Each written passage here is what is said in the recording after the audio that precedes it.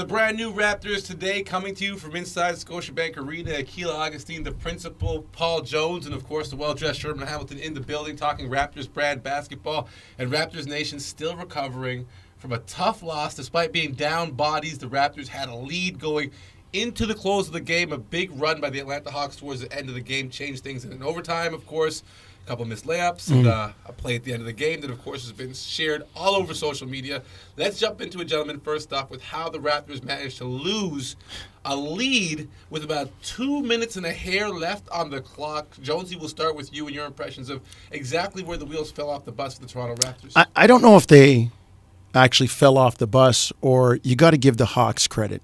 Do we have to, though? Yeah, you do. You do, because, and I'll tell you on multiple fronts, because they kind of hung in there. And if you look at the game that Trae Young had in Toronto, where he had 10 turnovers. And we destroyed them. And it was, you know, we talked about it when the Raptors lost a game, Sherm, it was like our 10-10-62. One of those 10 nights when it's going to go right and you're going to win no matter what. One of those 10 nights when you're going to lose. It's just not your night. That might have been one of those 10 nights you lose for Atlanta when they came here. When it's 30 points? Yeah. Yeah. I mean, the Raptors put up, what did they put up? $139, $143, something like that. Atlanta adjusted to that. Trae Young hurt the Raptors all night on Saturday by not just dying on the double team. He was beating people, getting into the lane. The penetration caused all kind of problems. I'll give Atlanta credit for that. I'll give them credit for hanging in and then making a push at the end of the game, taking advantage of, yes, some of the Raptor mistakes, but converting at their end. So to me, I think you got to give Atlanta credit. If you look from the Raptor side, you'll say, yep, there are things that should have been done to secure that lead, to make sure that, and with all of that, it comes down to a layup at the end of regulation that I would bet my money on. I don't have any money, but if I had, I would bet it on Scotty Barnes making that 98 out of 100 times. Well, I mean, he's playing on a tender ankle, to say the very least, and that's a layup that you need lift for. Could he elevate and get a dunk there? Was the ankle a factor there? And we have to talk about injuries, sure, but let's talk about it from your perspective. The Raptors down a lot of bodies, but they had the opportunity to get that win. It didn't go the way they wanted. Yeah, I'm impressed the Raptors were in that game. I mean, there's the other side of the coin. The Raptors didn't have the bodies, but yet they gave themselves a chance to win multiple times in that game. And, you know, that stretch at 2.5 minutes, it was 2 threes and 2 free throws that got them. Yep. Possession after possession after possession. That's 3 possessions in a game that could swing anything at any point. So it's just the timing of it, maybe an offensive rebound that Atlanta got that could have been prevented. Other than that, I was pretty happy with the way the Raptors, that group, competed. And then even when Scotty got injured, that ankle wasn't right after that, and they tried to run some offense through him, and he didn't have the quickness and the explosion that you were talking about to finish that play. Because if you go to early in the game, he gets a drop-off, and he goes up and he bites the rim. Yeah. That time he barely got off the ground because he knew he didn't have confidence in that ankle. So it's, you know, I think they competed hard. They did a good job, because what do you do on the road? You hang around and try to get it done at the last minute. They weren't able to do it, although they had multiple chances. But I thought they played hard in that game. All right, yeah. And again, you got to talk about being down bodies. A lot of minutes that weren't available for guys that would actually impact the game in a tremendous way. But now let's talk about the final play. We've seen it on social media. Everybody's talked about it. Part of the Raptors' reputation is they like to press up. They like to gamble. That's part of the reputation of their brand of basketball. And then that back line is somewhat of a big concern for people. But that kind of is encapsulated in this one play. But that isn't the story here, is it, Jonsey? To me, I don't think it is. I mean, you are true to who you are in terms of the way you play defense. I just thought there was miscommunication. Yeah. And they got bent out of shape where people weren't in the spots where they should have been. Scotty had to make a decision on that bad ankle. Well, you know, there was a free in from Hunter. Trae Young cuts. Nobody picks him up. Good read by DeJounte Murray to find him, because that's a design play. But the pressure on the ball, like those were 2 grade school chess passes that were made. One on the in and one to a cutting Trae Young. And now OG has a decision to make on the back line, right? And you know, it's talked about many times. You could come forward and they throw it over your head for a layup, But on a 2-on-1, which that was kind of a broken floor, awkward 2-on-1, protect the basket. Don't give up a layup. Now, Trae Young, with 2 seconds left when he crossed center, he could probably get to the top of the lane. And pull up. And pull up. And what do you do then? So you had to take something away. OG was in no man's land. he was. He was totally in no man's land. And I guess the lesser of the two would have been take your chances on maybe Trae making an open 15-footer. I mean, that's well. Then you give up a layup to Adrian Griffin Jr. Right? It's a no-win situation. No win. You're banking on a missed shot. No win. Betwixt and between. Well, that's the design of the play. Remember, Atlanta put four people in the backcourt. Yeah. So they made sure that the Raptors had to occupy bodies in the backcourt. Again, I get it. Part of me says you don't front Trae Young. With 3.8 seconds, you let him catch the ball in front of you, and he sees 5 Raptor jerseys looking at him. Yeah. Give yourself a chance to defend it. Instinctually, as a player, you're thinking, okay, this is a guy I don't want to get the ball. Yep, you try to force it so into someone else. I'm going to make sure someone else gets it. The problem is, we all know this. When you're doing those, when you have practices where you have the 5-second or less play, you're trying to last minute plays. When you're fronted, the pass goes over the top and you get a full head of steam. Downhill the whole time. The issue is, Clint Capella set a nice little screen that occupied, I think it was OG Anunoby, and Christian Coloco, who was the guy defending Capella, in that split second didn't realize he's got to cut the ball off. Yeah, inexperience. Exactly. And because he doesn't, Trae gets a full head of steam. He kind of hit that pocket, and he was gone. Yeah. It was Scotty. It was Scotty. Gone. Scotty was coming from the backcourt. Let's relive it. Let's pull up the footage right now Scotty so we can see it. Walk us through this, Jonsey and Sherm. This is the moment that's, gone viral for the Toronto Raptors, unfortunately, but this is a win that should have been, in a lot of people's eyes, or at least another overtime. Could have, should have. Yeah. But wasn't, because based on what happened, obviously, with no timeouts, you've got to set everything up. Yeah. Before that play. Give credit. Yeah. Give Atlanta credit, too. Those are special situation plays that you work on. Something that's rare for Nate McMillan. We have a little technical difficulty pulling the play up right now, but definitely. Oh, here it is now. Here we go. OG at the free throw line. I'll let you guys take it away. Well, again, the shot goes up, and Thad Young says, we don't want this guy to get the ball, so we're not going to allow him to get the ball. And immediately, look at the positioning right now. See, there's Coloco behind Clint Capella on that screen. He's got to get out and try and slow down. And at the end of the day, OG was just in a bad spot. He was in no win. That's the design of it, though, right? The back end, when people are pressing you, is designed to create a 2-on-1, a 3-on-2. It's designed to compromise the back line of your defense. That's why when you're pressing, the defender of the rim is not the last guy. The defender of the rim is the front, making sure there's no passes and no driving lanes to expose the back end. A couple guys caught out of position. A couple guys who were always in position, of course, courtside. That's Matt and Jack. Let's hear what they thought of the end of the game. Oh, it's Alvin, actually. Shout out to Alvin, my guy. My bad, Alvin. Tough loss, Alvin, here in Atlanta. Second of 3 meetings between the Hawks and the Toronto Raptors. Raptors held the lead with about 4 minutes to go. Unfortunately, Atlanta battles back, but yet Raptors in a situation, late game, end of regulation, to win it. And you put yourself in a game to win, right? You put yourself in a situation when you look at how you execute, that will come. But the playing hard and being competitive give you a chance to win. Right there is just the ball did not go in. And you see, before that, Coloco get the offensive rebound, give his team a second chance to win the game. You look for plays like that. You look for the positives. And then right here, you just look at the Atlanta Hawks doing a phenomenal job of executing full court. This is something you practice, right? You set the screen, you get your best player with the ball on a run, and you have somebody seeking out for a rim run.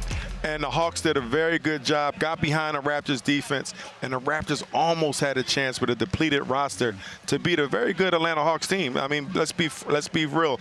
They are the 3rd team in the East right now, so that would have been a big win for the Raptors. When you think about that play to A.J. Griffin, he was key in overtime. The rookie, the son of assistant coach Adrian Griffin. All eyes were on Trae Young. That's why OG went to the ball. And then nobody was there. Trae gave it up.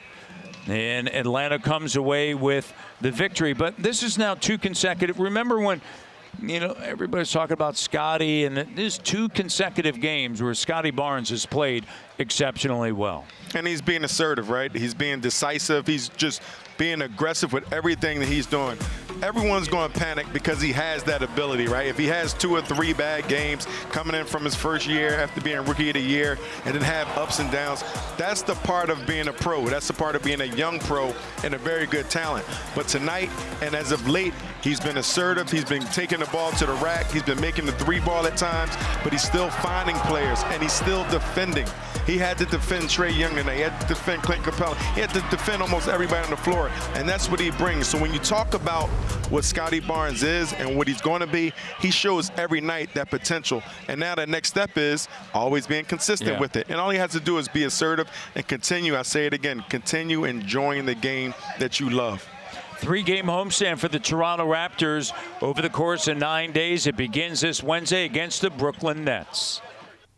Looks like Atlanta gets everyone out of position. Normally those guys are courtside. Now they're up in the rafters. What's going on out in Atlanta? Let's jump into it, though. One of the concerns for Raptors fans has been, minutes for the starters, minutes for Fred, minutes for Pascal. Obviously, injuries have forced Nick Nurse into playing some other guys and giving them a bigger role. So has this kind of been a blessing? Because we look at Thad Young now, a guy who was kind of pushed into a role where he wasn't getting minutes. And then we talked about this off air. Malachi Flynn starting to find his rhythm. So is the onus now, or is there an opportunity now to kind of make sure these guys stay in the rotation once this team's fully back and healthy? Because Thad Young was huge for this group. Well, are the guys coming back better than the guys that are playing now? Yes. Okay, then. But That's the onus to it. But the concern is wearing them down as the season But you goes can on. utilize them, Yeah. but the onus is to play your best players and have them produce. Yeah. When you talked about the blessing in this, well, yeah, those guys are getting reps, they're getting confidence, they're getting more comfortable. But let's be honest, when the full roster is there, Thad Young isn't going to play 25, 30 minutes. Definitely not. Malachi Flynn isn't going to play 25 minutes. Correct. Having said that, Okay. when they're in the game, there should be a higher level of confidence. Well, and that's what happens regularly in the NBA. You get injuries, your bench people get more reps, more time. Your starters or your injured people come back, and the level of play goes up when you have to substitute and those bench players go in the game. And they got to earn trust. Yeah, but they've earned it over the time that they've been on the floor with the other guys out, especially if they're playing well. I mean, as we said, look at Malachi, look at Thad Young. 9 of 10 from Look at Juancho Hernan-Gomez. He didn't score a point against Miami, but was part of that 21-0 run in so many terrific ways. Like when Plus you look, minus was blessed. you look at his floor game. So it is something that happens. And listen, it shows the Raptors' depth to me. It shows the Which fact a lot of people that didn't believe in, right? Yeah. That was the concern. We had no depth. Look, listen, you play your best players. Okay, that's the rule. you're not better without your Yeah, best you players. play your best players, and the experience, the reps that those guys got, which, look, you tip your hat. Thaddeus Young has been great. Malachi Flynn has done a great job. Juancho's done a great job. All these guys have come in and done a great job. But when Pascal comes back, Scotty's healthy, Freddie's there, Gary Trent is back. Those are the guys that are going to get the lion's share of the minutes because those are your best players. Definitely. And the trust, hopefully, by play like Saturday night, play that we witnessed Saturday night, will be earned. So Nick will say, you know what? So-and-so needs a break. Yep. Or so-and-so may not have it tonight. Let me go to X. Let me, like Chris Boucher, another guy that's I'm just out. playing So- devil's advocate No, here. no, 'cause no, we no. know at the end of the year, guys get worn down. Listen, let me say this again, and I've said it numerous times about the minutes police. Yep. Okay? It's like the timeout at the end of the game for a coach. Oh, I'm saving my timeout for the end of the game. Well, why don't you use a timeout now? You're down 18 in the middle of the second quarter. Yeah, No. I might need it for the end of the game. Okay, well, you hang on to that timeout when you're down 20 at the end of the game and see how good it is. If Fred or Pascal or guys that are your best players need to play more minutes for you to win games, take care of winning. Like, people will look and say, oh, they're worn down. Yeah, they're worn down, but at least you had the wins. You can save those guys, especially if the other guys haven't earned the trust or aren't playing as well. Your bench can't let down. They can't let go of leads. and they can't have you fall further into a hole. So I don't worry as much as people do about the minutes. All right, well, I can pontificate all I want, but at the end of the day, the responsibility falls on Nick Nurse, and now we hand the microphone off to him. Post-game. Tough one tonight, to say the least. Yep. What did you make of the game, especially down the stretch? Well, I thought we played, really well, really hard, gave ourselves a chance, had pretty good control of the game. And, there was some kind of wild plays at the end both ways, right? And we just come out kind of on the unfortunate end of a lot of breaks, to be honest with you, yeah. What do you say to the guys afterwards when kind of situation like that happens? I mean, listen, we played really hard. We gave ourselves a chance to win. The ball didn't bounce our way, really. I mean, you gotta be proud of the way they played and fought, I was going to say, what's your expectations, especially when you're undermanned in this case and you got to continue to fight regardless? Yeah, I mean, we're going to fight, and they did a good job. It's just like, you sit there and think you kind of had an 8-point lead with 4:40 to go. Had a bunch of really weird breaks, a bunch of offensive. We didn't get a shot up. We had about 3 offensive fouls in a row. Made it tough. And then, I just think that we when you put yourself in position to win, and we had the last play in regulation, 2 point blankers that just don't go in, right? I mean, one of those rolls in, and we're feeling exactly the opposite we do now. It's just kind of ball bounces that way sometimes. Scotty seems to be on a roll between this game, his contributions, and last game as well. What did you make of his performance tonight? Well, I thought he was really assertive. Obviously, he got a lot of attempts. I thought he took it in there tough. I would have loved to have seen him get to the free throw line a little bit more for as much as he was driving it in there, but he did get 2. But he was really taking it to the basket. He was really assertive and was carrying the offense for a lot of the game. All right, gentlemen, time to put your coach's hats on. I'm going to put you on the spot. Did you like Nick Nurse's little to the official? Well, I mean, do you want to talk about it? No. I just like the way you don't he want to did get fined. I just like the way he did it. Yeah, Scotty, with as aggressive as he played, had 1 more free throw than you and 1 more than me. Yeah, no. Now, hold on a second. Going into that game, Scotty had played 120-plus minutes without going to the free throw line. So, yeah, I think the refs missed a lot. But you go almost 3+ games without going to the free throw line, I don't know what's happening there. I'll look at the other side of the coin. Atlanta, going into that game, was 25th in the NBA in free throw attempts per game at just under 21. They had 32. Maybe they were more aggressive. So Nick Nurse doing the right thing, making that a topic of conversation, and putting the league on notice. Sure he is. Now, Raptors, of course, have a light week this week, and there probably couldn't be a better time with, of course, the thing we keep talking about is injuries. So, Sherm, how did this group approach these practice days? We talk about it all the time. Yeah. Teams really don't get a lot of practice time in during the season. Right, and for Nick Nurse, with the way that his roster is right now with non-COVID illness and injuries, you don't have a lot of bodies. Yeah. And you can't wear down the ones that you have. So I wouldn't be surprised since their game against Atlanta if they had a couple of days off to just kind of get healthy a little bit, feel a bit better, get some energy in themselves, maybe some light shooting, maybe come in for treatment. But there's so many guys that are not well, whether it be illness or injury. You can't continue to bear it on. And Nick knows that. He understands. Look at the list. Screen. That's a lineup right there. That's a lot of players that are out. So if you were to turn that into the minutes played this season, that would be the majority. I would say 70 to 80% of the minutes that have been played this season by this group. Oh, it's a lot. And they're coming off of 5 games in 7 days, Jonesy. But I guess for fans, it's like, well, how do you get these lineups that you've never used before, right? A lot of these lineups have never seen the floor before. How do you get them comfortable with the sets? But I guess that's what camp was for. That's what you've been doing all year. Well, and that's understanding teammates. That's watching video. You don't necessarily have to do that on the floor. When you have a certain degree of experience, you can do that on the fly. Guys will get in, like Sherm said, for their individual stuff, so they might know where their shots are coming from, but they have to be able to knock those shots down. So, Nick Nurse we've seen this before from him. He's not a guy that has stilted and stayed rotations and lineups. He's not afraid to mix it up. So the fact that he's built that reputation. Different guys are playing together, it's not a big deal. And again, the Raptors offense, conceptually based, it's easier for those guys playing with different lineups. Listen, we watch top NBA players.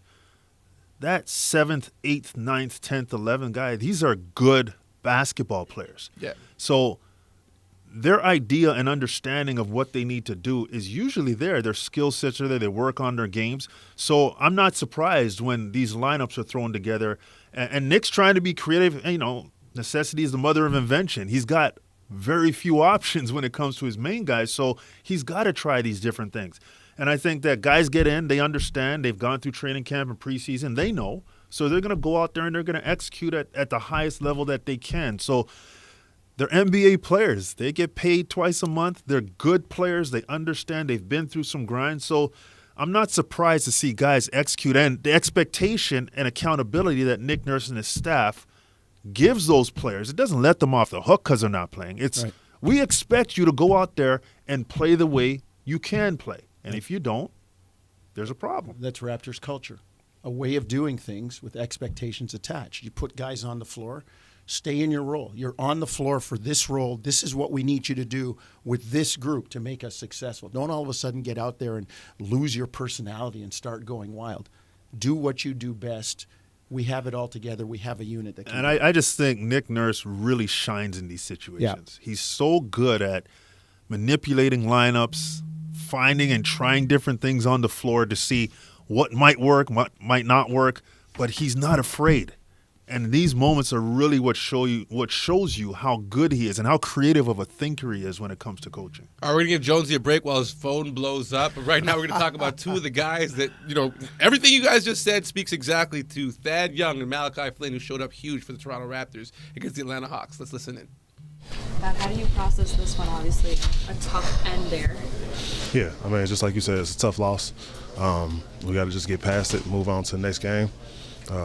These type of things, obviously, they happen. Just go back to the drawing board, look at the tape, and just see what was our miscues and our mistakes. You yourself, actually, despite the loss of players, still had a pretty good game. How proud are you actually of the guys that have stepped up in new roles and different demands of them? That's what we expect. We expect those guys, to step in, fill voids, and take care of business, and that's what they did. Guys like Malachi, and when he steps into the game, he's an instant bucket. So just knowing that, it puts us at ease because we know he's going to come in, he's going to give us some good minutes. Juancho, same thing. Thank you, man. What's it been like playing with all these injuries and you guys having to rally around each other? It's a little hard, but it's nothing that we can't withstand. We've won games with shorthanded, but sometimes these things happen. But we still had a chance to win the game, so just about going out there and just making sure we execute all the way down the stretch. So obviously a tough one tonight.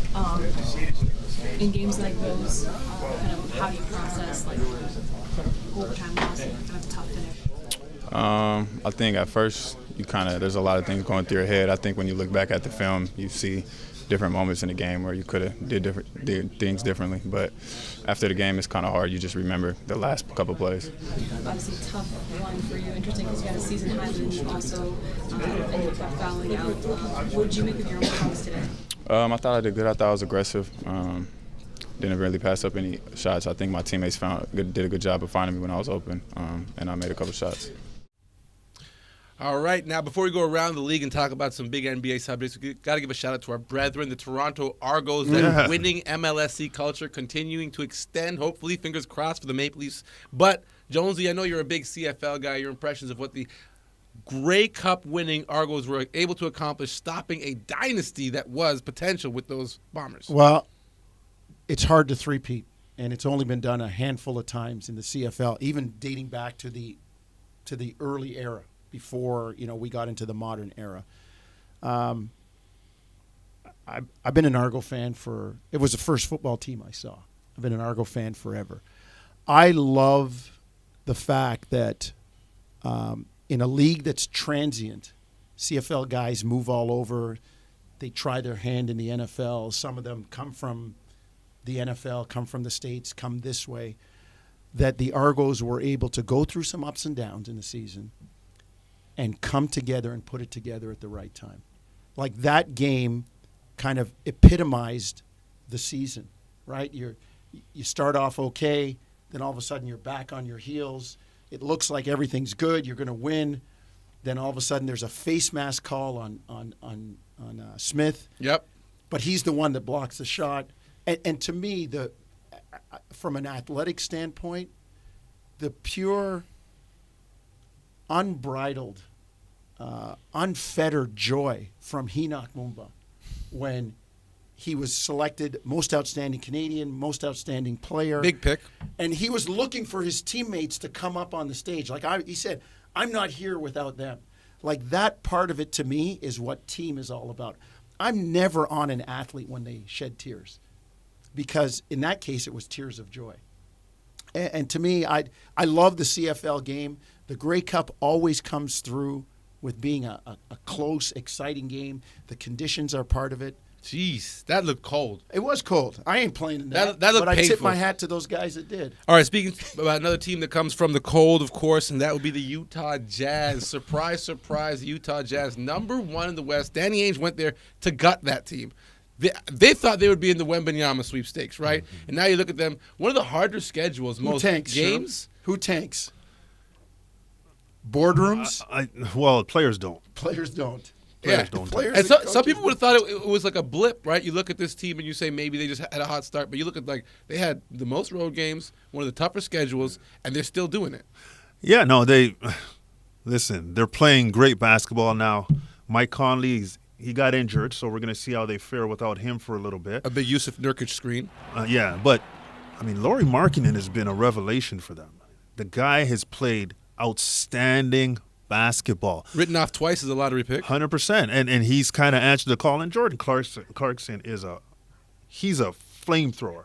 He gets it going. So I just think when guys play hard without expectations surrounding them, and some guys see it as an opportunity to say, hey, I still matter and I can still do this, good things happen, but it might not be at the right time because everybody wants that first overall pick next season. Poor Danny Ainge. But shout out to Will Hardy. Now let's talk about young man, something else that's taking over the NBA. Another viral moment, and that's got to be Giannis Antetokounmpo versus Montrezl Harrell. Now, there's a little bit of context that needs to be added because for most people, what they saw was a clip on Bleacher Report or somewhere of Giannis throwing down a ladder. But the true story here is just shabby for them to do that. The true story here is there's an altercation. So walk us through this, Sherm. Yeah, apparently apparently Montrezl Harrell actually, Giannis was shooting free throws, and from what I understand, Montrezl Harrell came and took the ball that he was shooting free throws with and went to the other side of the court. Yeah, Giannis goes and gets another ball. Then they come out and they try to put the ladder up while he's shooting. Listen, NBA players shoot after the game all the time. So give the guy a little bit of time to do what he's got to do, and then you can do what you have to do. But Montrezl Harrell came and took the man's ball. Then comes a ladder, and he's like, yo, what are y'all doing here? This is the most we'll talk about Montrezl Harrell because he had 1 point in 5 minutes. But talk about Philadelphia, because I was surprised that the support staff had the gall to get involved and to put the ladder up while he was shooting. That's Philadelphia, though. And the paradox comes in that town. That worker's going to say, I'm being bullied, or those people are saying that the way they carry on or the way they act. Listen, I know you're a support worker. The guy wants to shoot the free throws. Go take the ladder and do something else. That ladder's out there for a few things. Go down to the other end. Go move the ladder to the side. Go do another job. The other side of it too is, I know Giannis wants to shoot, but go to the practice gym or something. You're not home. You're not. It's different when you're on the road. Multiple sides to the argument. Yeah, there are. I mean, just depends on the way you want to look at it. Yeah, I just felt like the story was misrepresented completely with the clip that was shared. 100%. It was shabby. All right, speaking of someone who's not being misrepresented, because Victor Wembanyama is doing a great job of lobbying for, I'm not sure what, because you can't pick someone higher than one. Last game, he recorded 30 points, 9 rebounds, I believe it was, 5 assists. So let's put it in context. Some people have said that that if it were a draft that included someone who could easily be considered the GOAT, one of the greatest players of all time, one of the top picks in the last 50 years, LeBron James, that they would pick Wembanyama before they pick LeBron James. Where do you guys stand on an opinion like that about this kid? Would you? It's hard for me to apply that kind of perspective, knowing the body of work that LeBron has put in. Like LeBron came into the league with hype and matched it and exceeded it. But could you put yourself in the mind state of when you saw LeBron coming in the league, and can you like fathom how, if you had to compare these two, whether it's apples and oranges or what? Yeah, It is. I think LeBron was a different animal. Victor is a different animal as well, but with that height, LeBron had an NBA body immediately walking through the door. There was meat on the shoulders. 100%. Victor's got to develop that still. He's got to still – the skill set is what you're enamored with at that size.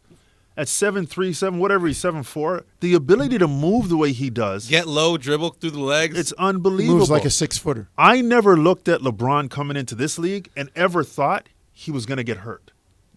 True. That's the danger. I never thought that. With Victor, it's different. And I know Chet Holmgren is a different animal, but long, lanky, not filled out yet. There's more dangers, especially at that height. But from a skill perspective, at that size, he's way more skilled than LeBron coming into the league. That's scary. Yeah, way more skilled than LeBron. That's crazy. But when you put the whole package together, LeBron was more NBA prepared for the physical pounding that the NBA is. Victor, I don't know if he is, but what we know is that LeBron withstood it. We're going to find out about Victor. Can I put you on the spot and say who you taking in a LeBron-Victor draft class? I'm still taking LeBron. Yeah, I'm taking LeBron too. All right, safe bet. Yeah. I Who can't you argue taking? with it. I'm going to go with you guys. I'm going to lean on you guys. I mean, the hype has got me right You're now. done. You're done. Okay, all right, Move I'm on. done. Move on. I'm done, and we're done. That's it for another edition of Raptors Today. Shouts out to Sherm. Shouts out to the Principal Jonsey. Up next for your Toronto Raptors, a matchup with the Brooklyn Nets. Now that Kyrie is back on the floor, that should be a good one. And you can check that out, of course, on TSN Wednesday night. It goes down, and you can catch the radio call on Sportsnet. We are the crew for Raptors Today. Once again, thank you for watching. And Randy Urban, if you're home, do your Stay homework. home. Watch and do your homework. We'll be back next time. Peace.